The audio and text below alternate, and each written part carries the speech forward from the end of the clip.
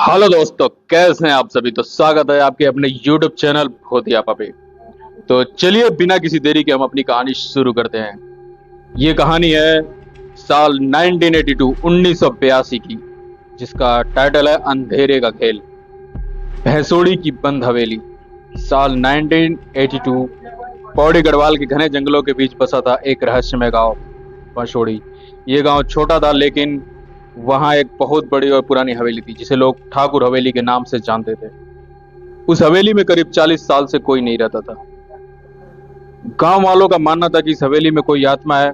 कहा जाता था कि वहां एक जमाने में ठाकुर रणबीर सिंह नाम का एक आदमी अपनी पत्नी के साथ रहता था, लेकिन एक रात उसकी पत्नी गायब हो गई और ठाकुर ने खुद को उसी हवेली में फांसी लगा ली। तब से हवेली बंद पड़ी है।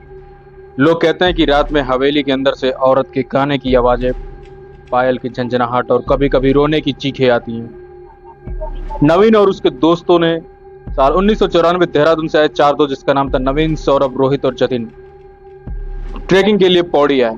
उन्होंने गांव के बुजुर्गों से हवेली की कहानी सुनी, लेकिन इसे बनावटी डर समझा। जतिन ने कहा, एक रात वहीं रुकेंगे, देखते हैं कौन सी आत्मा आती है। गांव वालों ने उन्हें बहुत समझाया, लेकिन वो नहीं माने। रात के 10 बजे चारों दोस्त अपने कैमरे, टॉर्च और कुछ खाने पीने का सामान लेकर हवेली में चले गए। हवेली की पहली रात, शुरुआत में तो सब कुछ ठीक था। वे हंस रहे थे, मजाक कर रहे थे। करीब 1:15 पर हवेली की एक दीवार के पास उन्हें एक पुरानी तस्वीर मिली, एक महिला की, जिसकी आंखें एकदम काली थी और एक जोर की आवाज आई, जैसे कोई दरवाजा अपने आप बंद हुआ हो। रोहित ने कहा, कोई है क्या? और तभी एक तेज हवा का झोंका आया और सभी मोमबत्तियां बुझ गई।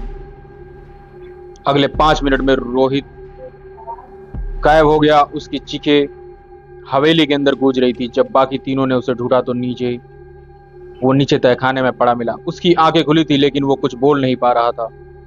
उसी रात जतिन की छाती पर जलने के निशान उभर आए, जैसे किसी ने लाल सलाख से शरीर जलाया हो। और नवीन, उसने हवेली की छत से किसी को उल्टा लटकते देखा, वही औरत जिसकी तस्वीर दीवार पर टंगी थी। अगली सुबह तीनों किसी तरह गांव पहुंचे, लेकिन सौरभ की हालत बिल्कुल बिगड़ चुकी थी। उसने खाना पीना छोड़ दिया, हर वक्त बड़बड़ाता रहता था। वो अब भी देख रहा है, वो अब भी देख रही है, वो हमें नहीं छोड़ेगी। 2 महीने के अंदर सौरभ की मौत हो गई। जतिन का मानसिक संतुलन आज तक ठीक नहीं हुआ और नवीन ने उस घटना के बाद ट्रैकिंग छोड़ दी। उन्होंने हवेली की रिपोर्ट दी, लेकिन प्रशासन ने कहा, ऐसे मामलों में हम कुछ नहीं कर सकते।